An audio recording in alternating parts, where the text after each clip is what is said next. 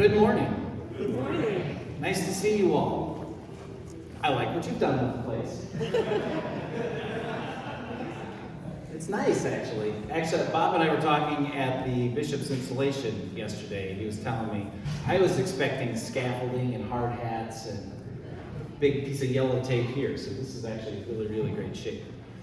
But I also told him how wise I thought it was to do this. I mean, this looks beautiful, and this will be renewed, and it's a nice way of transforming as you're becoming. So as you become Faith Lutheran Church, that's a nice thing to do together with everybody. So I commend you for that. So well done. Well done. Give yourselves a little grace. Nicely done. Nicely done. Yesterday was a fun day in the life of the church. Some of you were there as we installed Bishop Nathan Peepo. Good to be the church together in that big way, but good to be the church here in a local way.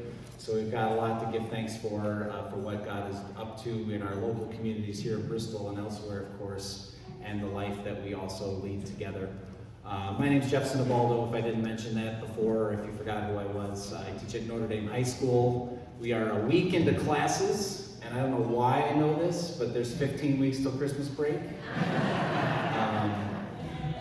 But it's been a fun week so far, and good to get that going again. When they leave, because I teach freshmen, so when they leave, they're like this tall, and then when they come back, they're like this tall, but then when the new one comes, they're like this tall. So they're really still 8th graders, really. So it's fun to kind of be with them through all of that. But great to be with you. We'll be together the next 3 weeks, so I'm looking forward to that, as well as the Swensons are on Sweden, so that's kind of a fun thing. And then I've taken an assignment to do some transition work in Rhode Island for a while. So you might not see me for a while, but I'll be thinking of you, and happy to be back when I am. But we'll enjoy the next few weeks together in the meantime. So with that, why don't we celebrate a little bit, get our hearts and minds ready for worship as we pause, take a deep breath, and listen to the prelude, and we've got some great music today. The Holy Gospel according to Mark. Glory to you, O Lord. Jesus set out and went away to the region of Tyre. He entered a house and did not want anyone to know he was there. Yet he could not escape notice. But a woman whose daughter had an unclean spirit immediately heard about him, and she came and bowed down at his feet. Now the woman was a Gentile of Syrophoenician origin. She begged him to cast out the demon of her daughter. He said to her, "Let the children be fed first, for it is not fair to take the children's food and throw it to the dogs." But she answered him, "Sir, even the dogs under the table eat the children's crumbs." Then Jesus said to her, "For saying that, you may go. The demon has left your daughter." So she went home, found the child lying on the bed, and the demon gone. Then he returned from the region of Tyre and went by way of Sidon toward the Sea of Galilee, in the region of the Decapolis. They brought to him a deaf man who had an impediment in his speech, and they begged him to lay his hand on him. He took him aside in private, away from the crowd. He put his fingers in his ears, he spat and touched his tongue. Then looking up to heaven, he sighed and said to him, "Ephphatha," which means, "Be opened." Immediately his ears were opened, and his tongue was released, and he spoke plainly. Then Jesus ordered them to tell no one, but the more he ordered them, the more zealously they proclaimed it. They were astounded beyond measuring, saying, "He has done everything well. He even makes the deaf to hear and the mute to speak." This is the gospel of the Lord. Praise to you, O Christ. Please be seated.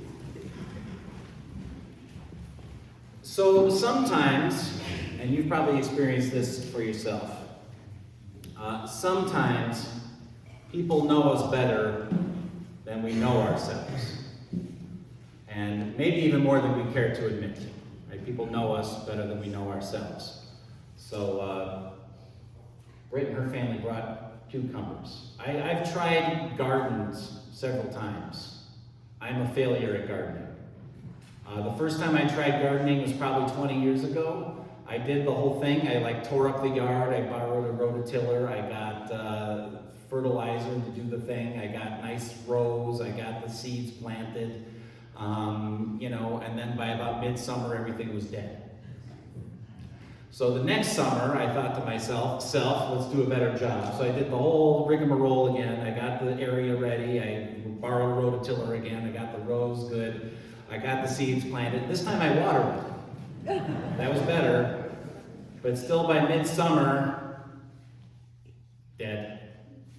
The third summer, I think I just about got it planted, and then we were like going on vacation or something, and everything was dead by it was still June. So the next year I go to start the thing, and my wife Tammy, she says to me, I think you like the idea of gardening better than actually gardening. And I said, I think you're right. Sometimes people who know us best know us better than we know ourselves. Maybe we're not even ready to admit it yet, but we know what they say is true. It comes to us. When my kids were little, I've got two basically young adult children now. Joe's 21, Mia's 19. They get along fine now, but when they were little, not so much. They get up in each other's stuff. Now they couldn't be any more different people. Mia's very, very creative and kind of outside the box thinking. In fact, she doesn't know what the box is. And Joe was very systematic and very step-by-step.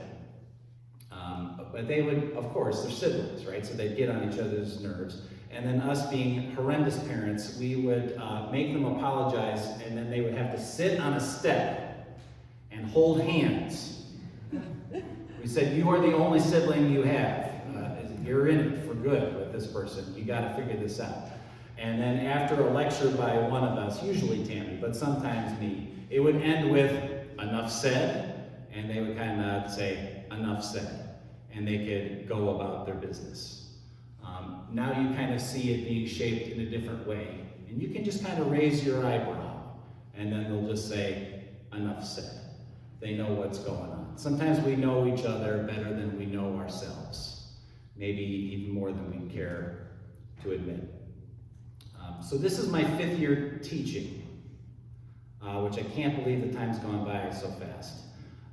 But what happens is I get this new batch of kids every year, because I teach the freshmen. So I teach all of them. So I learned 123 names this week. And I'm trying to figure out who they are, and it's fun, right? And like I said, they leave like this at the end of the year, and they come back like this, and then they're still the next year. But by doing that, I get to know all of them. So by the time they're sophomores, juniors, and seniors, I know most of the school.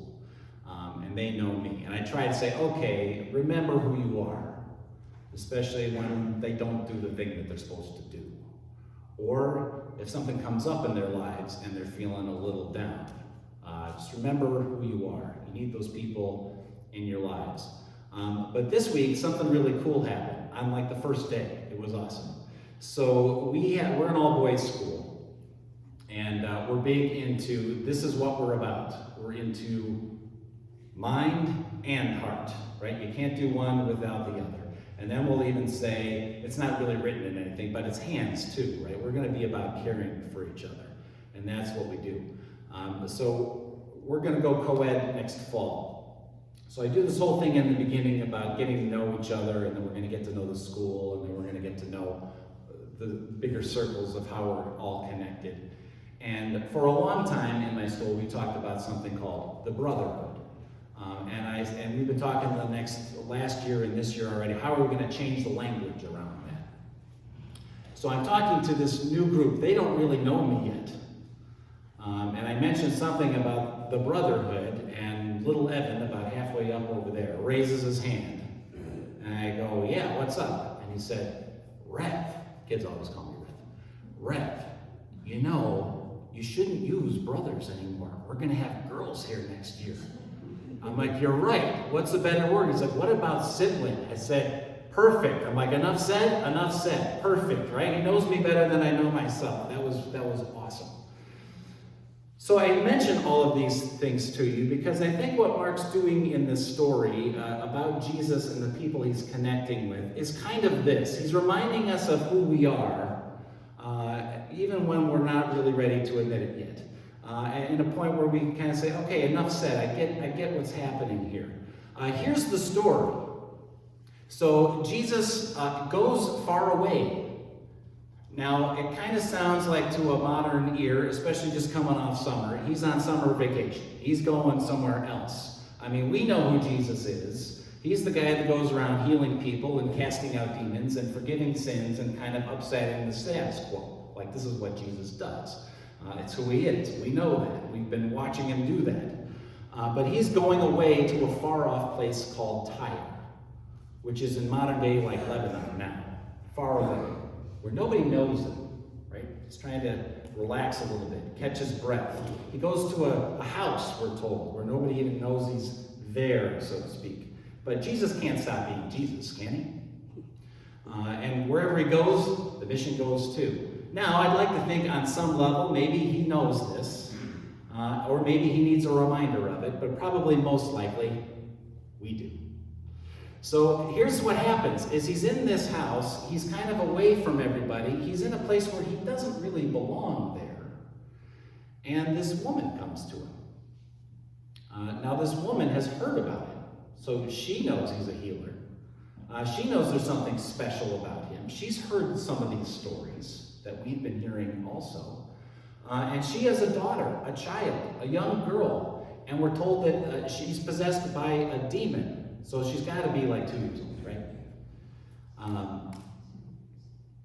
Somebody caught that. You know what I'm talking about. No, somehow evil has infiltrated their family, and she knows that Jesus can do something about that.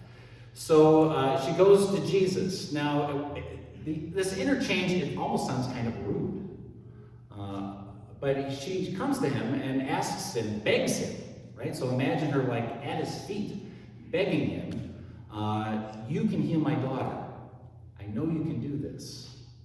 I know who you are, right? Maybe if you don't even know, I like to think he knows, but sometimes we need a little reminder, right? So he says this weird thing to her. He's like, I'm not here for you. I'm here for the children of Israel. Not for the dogs. Now, she's not like my dog Bear, who's probably one of the most spoiled creatures there is on planet Earth. But like a stray dog, like a dog with fleas, you know, a wild dog, doesn't have a human, doesn't have kind of a modern day pet experience, but it's kind of like in the way. He calls her that.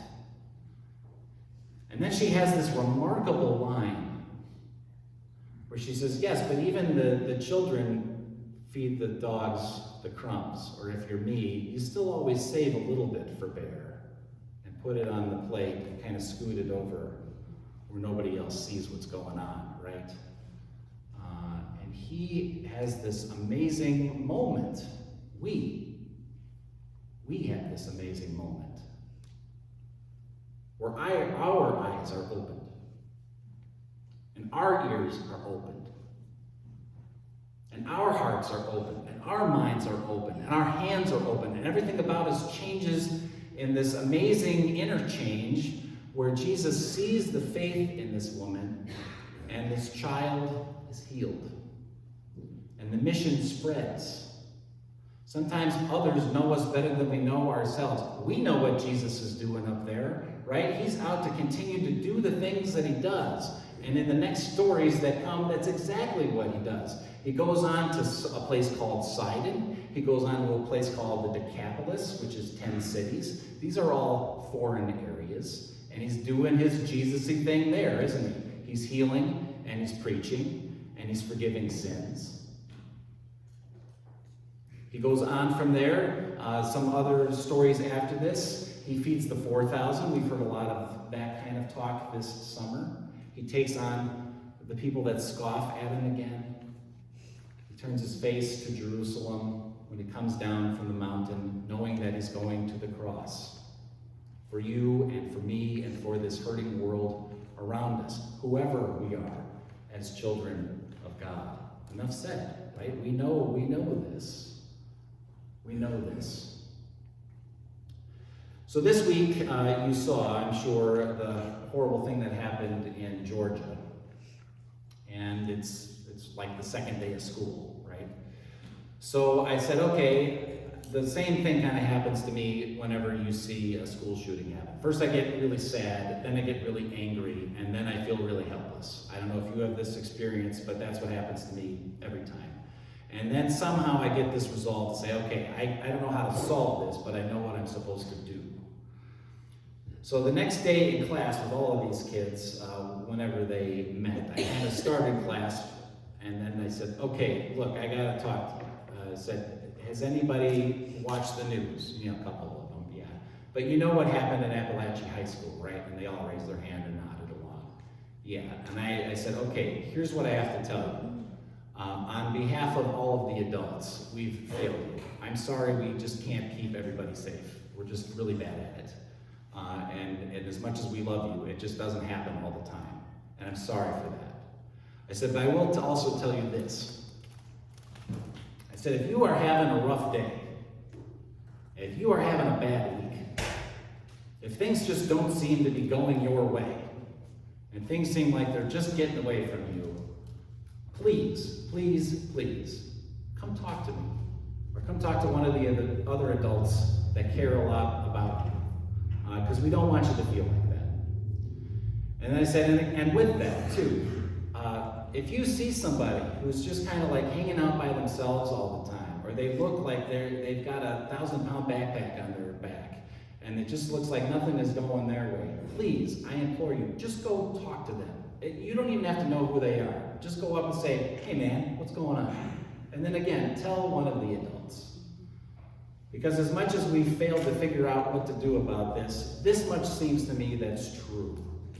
Is that when people do this kind of a thing, it's because it's been going on for a while. There's been things that have been festering. They're angry. They think the world is out to get them. And somehow we've all failed them in this way. But we're not going to be about that. We can do something about that. Enough said? And they're like, yeah, enough said. So we live in this crazy mixed up world of ours, and we're doing our thing. You're renewing this space, which is awesome. You're coming together to be this new church, which is incredible. Being at the bishop's installation yesterday, my faith is renewed in a way of seeing everybody together and excited for the mission to which we're called, which is Jesus' mission, right? To go and heal people and forgive sins and remind them that they too are a child of God that is deeply, deeply loved. And we get all torn up and in the midst of this. But that is who we are supposed to be, right? Even if we forget it sometimes, and even if we get it all mixed up.